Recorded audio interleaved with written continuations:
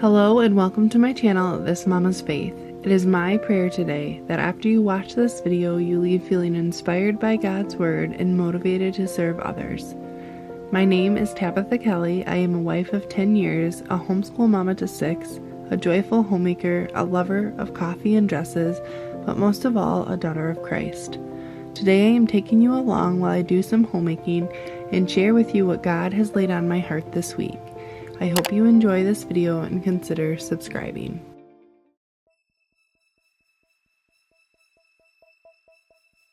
Today I am taking you along while I do my normal daily homemaking routine of getting ready, making the bed, doing the dishes, starting a load of laundry, and cleaning the bathroom. I believe these are the most important tasks as homemakers, but what's more important than the tasks itself is the posture of the heart while doing them. While I go through these tasks, I hope this motivates you to get something done as well. If you're feeling unmotivated, why don't you get up and do some of these things with me? The length of this video is perfect for you to wash a sink full of dishes, fold a basket of laundry, or get yourself freshened up for the day. If nothing else, make your bed and listen to what God is telling you through this video.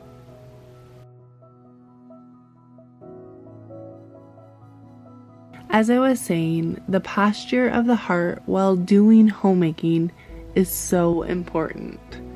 I recently started listening to the book Glimpses of Grace, and it posed the question that all homemakers do mundane tasks day in and day out, regardless of what religion they are. So what makes what we're doing particularly Christian? Christian homemaking is different because God literally rules our mundane. If God doesn't rule your mundane, then He doesn't rule you, because that's where you live. We need to work heartily as to the Lord in whatever we do. So how can God rule in our mundane? Well, we need to set our hearts on things above. And the way to do that, I believe, is through prayer.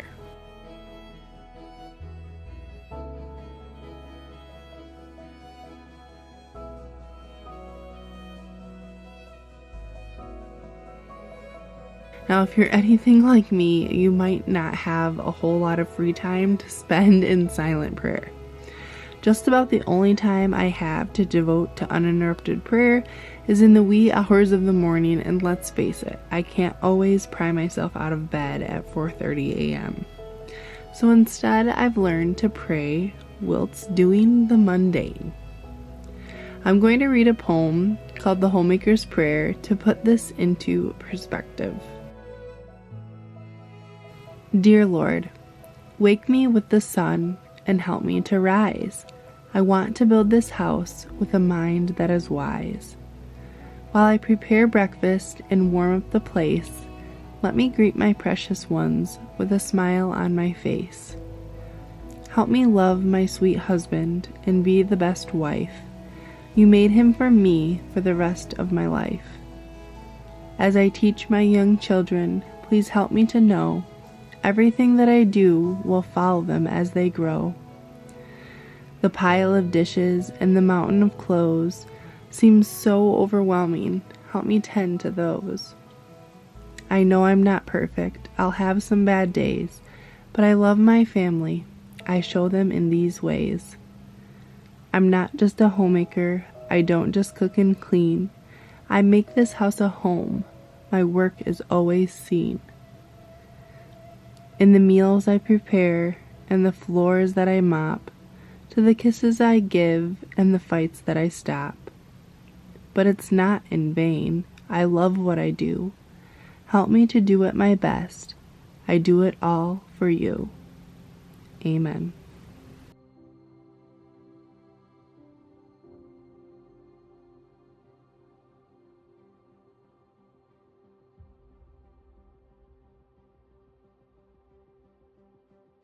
So you see, all of these chores we do can be a constant prayer and an act of gratitude for what God has given us. Maybe you're really good at praying. Maybe you pray all the time. You get up early, you spend time reading the Bible, you pray in silence, you pray before your meals, you pray throughout the day. Maybe you're in constant communication with God, and yet you feel your prayers are still unanswered. Let me give you some solace and share what some godly women have done through their fervent and constant prayers.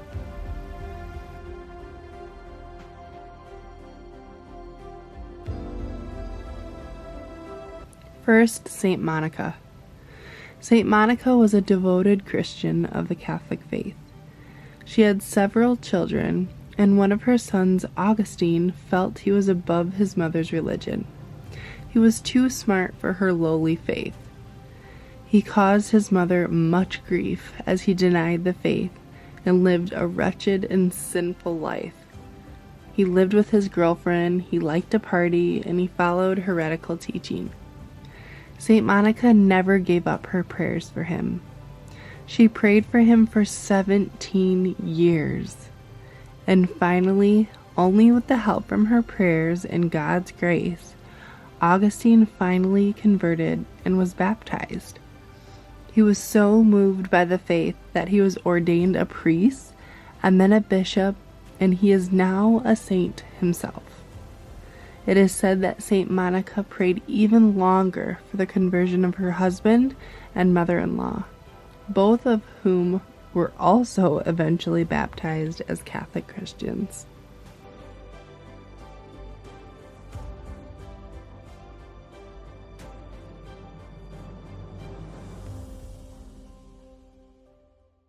The next example of fervent, unceasing prayer is that of my very own grandmother, Carol Mangus. Because of my mentally ill mother, I was separated from my father and paternal grandparents at the age of 2. My grandmother tried many ways to remain in contact with me by getting lawyers and trying to work things out with my mother, all of which failed. So she turned to prayer.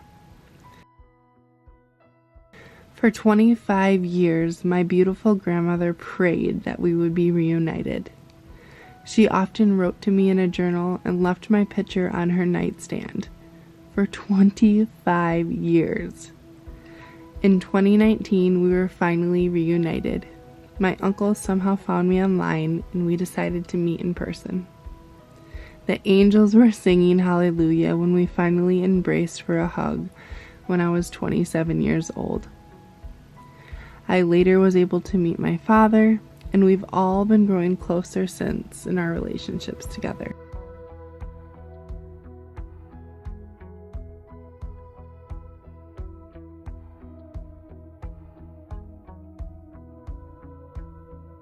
It will never cease to amaze me the power of these women's prayers. It is so amazing to hear of stories like these where we know of the happy ending. But can you imagine how those prayers felt for Saint Monica during year 16, or how they felt for my grandmother during year 24? Maybe they felt God didn't care or wasn't listening. But I actually believe the opposite is true. I think a true woman of God knows that He hears our prayers and wants to answer them. I think a woman of God has true faith that He is working for our good, and that in His perfect time, He will answer us, so long as we have faith, even as small as a mustard seed.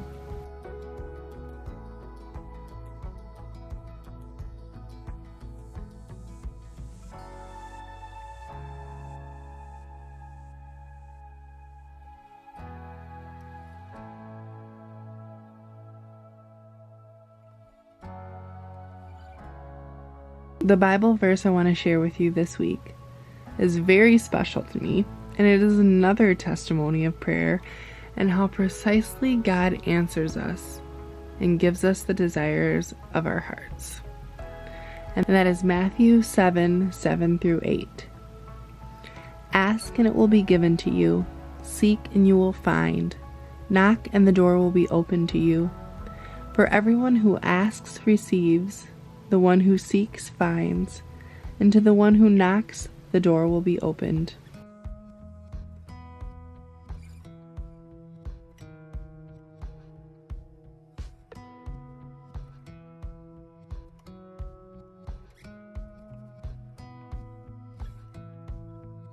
The verse goes on to say, "Which of you, if your son asks for bread, will give him a stone?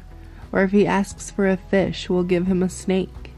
If you then, though you are evil, know how to give good gifts to your children, how much more will your Father in heaven give good gifts to those who ask him?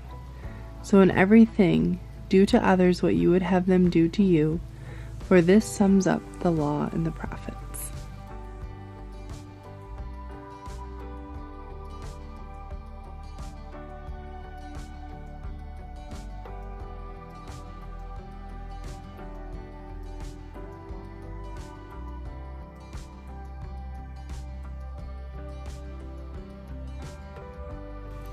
When I was pregnant with my fourth baby, I had a very clear picture of what I wanted the birth to be like.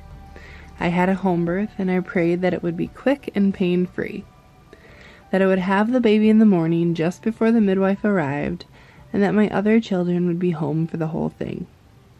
There were many other details that I laid out on exactly how I wanted things to go.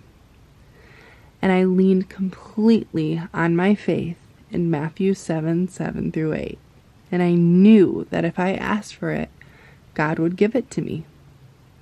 I went on to have a 40-minute labor that was pain-free at 9:30 in the morning, 5 minutes before my midwife arrived, and my husband was so excited to announce, "It's a boy," to our other 3 children who were peacefully resting downstairs, waiting for their baby brother to be born. The prayer was answered, and I was a witness once again to God's love and care for his daughters who pray.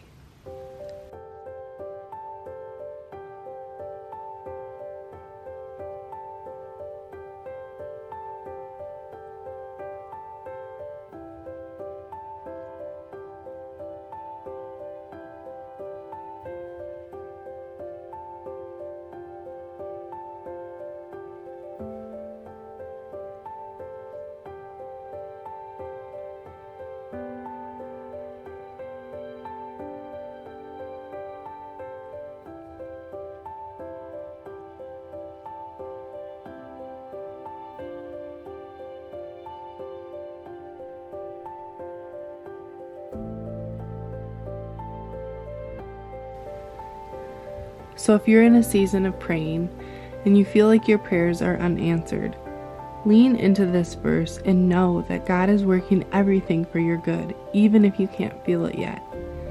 And if you're struggling to pray, I truly hope this video will show you just how powerful a prayerful woman is.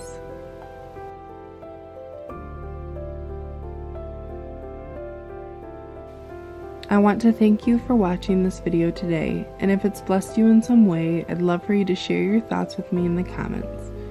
Come back every Sunday at 10 a.m. for more traditional Christian homemaking. Subscribe and turn on all notifications so you don't forget. God bless you, and remember to glorify God in your simple everyday.